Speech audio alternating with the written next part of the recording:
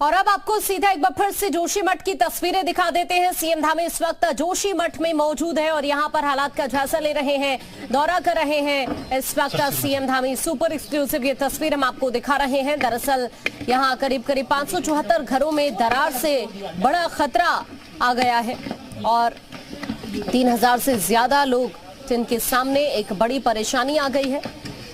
9 वार्डों में खतरा बढ़ गया है।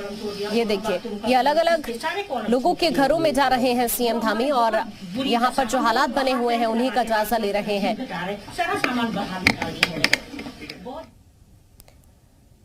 तो ये देखिए, ये जो पीड़ित परिवार हैं उनसे मुलाकात कर रहे हैं, जो प्रभावित है लोग उनसे मुलाकात कर रहे हैं सीएम धामी।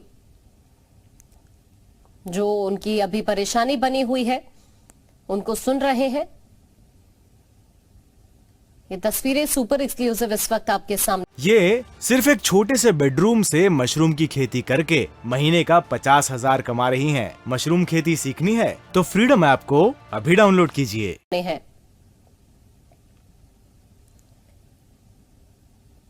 कई घरों में यहाँ पर इस वक्त जो दरार आ गई है, 500 से ज्यादा घर है जहाँ पर दरारें आ गई हैं। हालांकि कई जगह से लोगों को शिफ्ट कर दिया गया है अलग अलग जगहों पर।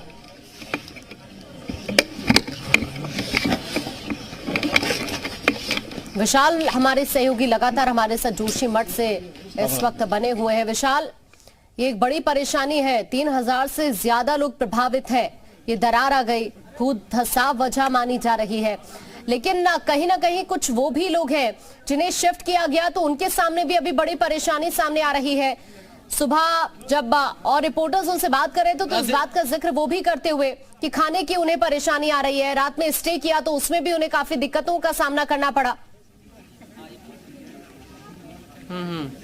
देखिए, बिल्कुल यहाँ पर एक ये बड़ा सवाल जरूर खड़ा हो रहा है कि जिन लोगों को शिफ्ट किया जा रहा है उनके लिए प्रॉपर व्यवस्था हो, क्योंकि यहाँ पर -3 डिग्री तक तापमान पहुंच जा रहा है रात में। तो ऐसी स्थिति में उन्हें प्रॉपर शेल्टर दिया जाए, खाने पीने की व्यवस्था की जाए, गर्म कपड़े और जो अन्य सुविधाएं हैं वो उपलब्ध कराई जाए। इसकी व्यवस्था शासन और प्रशासन को यहाँ पर जरूर करनी होगी और इसीलिए शायद उत्तराखंड के मुख्यमंत्री पुष्कर धामी ग्राउंड जीरो पर पहुंचे हैं और इस वक्त मुआयना कर रहे हैं, अधिकारियों को दिशा निर्देश दे रहे हैं, क्योंकि यह एक बड़ा संकट है जोशीमठ के लिए। जोशीमठ के लोग बहुत ज्यादा परेशान हमको दिखाई पड़े हैं। कई लोगों के आंखों में हमें आंसू यहां पर दिखाई दिए। इसके साथ ही साथ उनके मन में एक डर है कि आखिरकार क्या होगा इस घर का, क्योंकि उन्होंने बहुत मेहनत से खून पसीने की कमाई से अपने घर को बनाया और अब उसी घर को दरार पड़ते हुए देखकर वो बहुत ही ज्यादा परेशान हो जा रहे हैं। कुछ लोगों ने यह आरोप भी लगाया कि प्रशासन से जब वो पिछले 1 साल से गुहार लगा रहे थे कि कुछ मदद की जाए, इस तरफ ध्यान दिया जाए, जब दरारें पड़ रही थी, जब हल्की दरारें थी,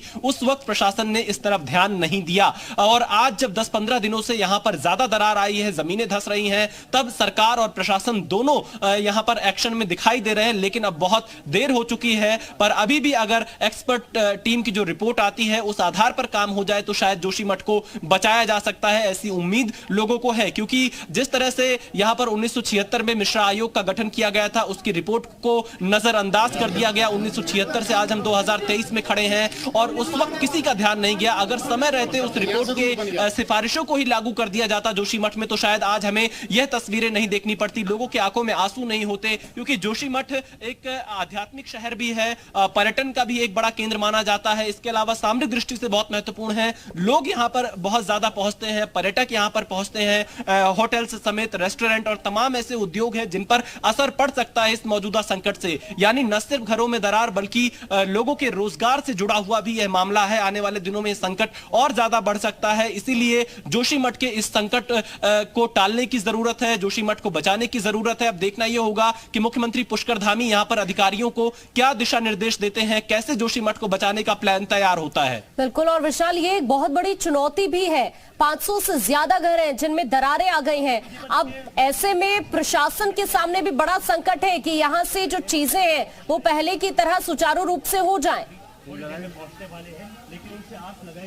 देखिए बिल्कुल इसके लिए एक लॉन्ग टर्म प्लान की जरूरत है। सबसे पहले यह पता लगाना होगा कि ये दरारें कैसे आई हैं, क्योंकि जितनी मुंह उतनी बातें। जो लोग हैं वो ये बता रहे हैं कि जब रात में वो अपने घरों में सोते हैं तो उन्हें आवाज सुनाई देती है कि उनके घर के नीचे से पानी बह रहा है। कई लोग जो स्थानीय लोग हैं वो ये दावा कर रहे हैं यहाँ पर एनटीपीसी का जो तपोवन टनल है वो लगभग 12 किलोमीटर लंबी टनल है, जहां पर एक मशीन पिछले कई सालों से फंसी हुई है और प्रोजेक्ट की, और उस मशीन को निकालने के लिए कई बार ब्लास्ट किया जाता है और इस वजह से यहां पर ये दरार और जमीन धंसने का एक कारण बताया जा रहा है। कुछ लोग ये बता रहे हैं कि 7 फरवरी 2021 को जब रैडी आपदा आई थी तो उसका जो पानी था वो इस टनल में फंस गया था, जो तपोवन का टनल है। हो सकता है कि उसने अलग अलग जगह से अपनी धारा बनाई हो। आज जेपी कॉलोनी के पास जो पानी की धारा निकल रही है, लोग उससे भी बहुत ज्यादा चिंतित हैं, बहुत ज्यादा डर में हैं कि आखिरकार ये पानी के स्रोत कहां से निकल कर आ रहे हैं। तो कई ऐसे कारण हैं जो स्थानीय लोग दावा कर रहे हैं, इसकी कोई वैज्ञानिक पुष्टि अभी तक नहीं हो पाई है। हालांकि जो गढ़वाल मंडल के कमिश्नर हैं उन्होंने जी न्यूज से बातचीत में बताया कि जो पानी के स्रोत है प्रथम दृष्टया वही इसका कारण लग रहा है, जो दरारें आ रही हैं, लेकिन वो भी वैज्ञानिक तौर पर इसकी पुष्टि नहीं कर पा रहे हैं। उनके मुताबिक 2-3 दिन का इंतजार करना होगा। जब पूरी रिपोर्ट जांच समिति की सामने आएगी उसके बाद ही इस पूरे मामले पर कुछ कहा जा सकता है। हालांकि जो जांच समिति यहां पर है, जो एक्सपर्ट की टीम पहुंची हुई है, वो तपोवन टनल पर भी जाकर जांच कर रही है कि टनल की भूमिका कितनी है इन दरारों में, जमीन धंसने के पीछे। तो तमाम पहलुओं पर एक्सपर्ट टीम यहां पर जांच कर रही है, एक विस्तृत रिपोर्ट तैयार कर रही है। हो सकता है आने वाले दिनों में यहां पर इस रिपोर्ट के आधार पर कुछ बदलाव देखे जा सकते हैं। हो सकता है कि जोशीमठ के लोगों की जो मांग है उसको यहां पर स्थानीय प्रशासन जरूर मान ले। हालांकि अभी तपोवन टनल का काम कल से बंद करा दिया गया है। अब आगे इसको लेकर क्या कदम उठाए जाने हैं, सभी की निगाहें इसी के ऊपर टिकी हुई विशाल, हैं। इस वक्त जिस जगह आप मौजूद है यहाँ पर कब तक सीएम धामी पहुंचेंगे, इस बारे में कोई अपडेट सामने आया?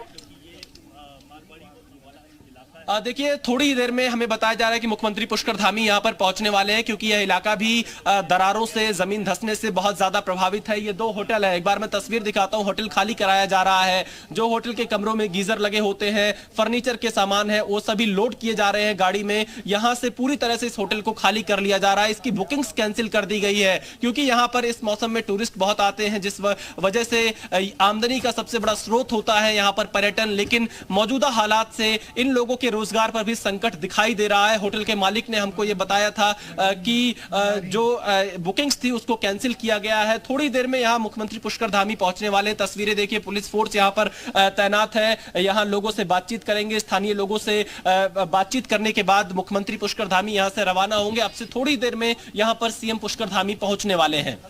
ठीक है, तो विशाल इस वक्त ये अपडेट वहां से कर रहे हैं और ये तस्वीरें हम आपको लगातार दिखा रहे हैं सीएम धामी की जोशीमठ से लाइव, जहां पर वो हालात का जायजा ले रहे हैं और साथ ही लोगों से मुलाकात कर रहे हैं।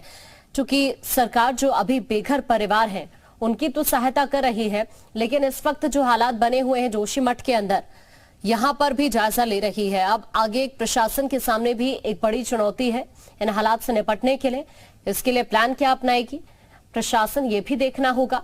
ये देखिए, ये आप इन लोगों को यहाँ पर देख रहे हैं, वो चाहते हैं कि एक बार वहां पर सीएम धामी आए और उनके घरों की तरफ भी रुख करें, क्योंकि जो हालात यहाँ पर बने हुए हैं वो वाकई एक बड़ी चिंता का विषय है। 500 से ज्यादा घर हैं जिन्हें खतरा है, जिनमें दरार आ गई है और यहाँ पर 3000 से ज्यादा लोग इस वक्त प्रभावित है। ये देखिए, ये हम आपको इस वक्त बता रहे हैं, कुल मकानों की जो संख्या है 561 है। ये कुछ ग्राफिक्स इस वक्त हम आपको आपके टीवी स्क्रीन पर दिखा रहे हैं। ये जोशीमठ के बारे में महत्वपूर्ण जानकारी। अब इन हालात को देखते हुए एक बड़ी चिंता का विषय है, एक बड़ी चुनौती है जोशीमठ को बचाना। बहुत सारे ऐसे लोग हैं जिन्हें पास ही के स्कूल्स में शिफ्ट कर दिया गया है। ये देखिए, ये तस्वीरें इस वक्त आपकी टीवी स्क्रीन पर है। टेम्परेचर आप जानते हैं इस वक्त बहुत ज्यादा ठंड पड़ रही है, ठिठुरन बहुत ज्यादा है और इस ठंड के बीच इन लोगों के सामने ये एक बड़ा संकट आ खड़ा हुआ है। हालांकि यहाँ पर लोगों की तरफ से इस बात का भी जिक्र किया गया कि प्रशासन से शिकायत भी उन्होंने की, लेकिन उस वक्त ध्यान नहीं दिया गया प्रशासन की तरफ से। और आज जब ये दिक्कत ज्यादा हो गई है तब प्रशासन की नींद खुल रही है।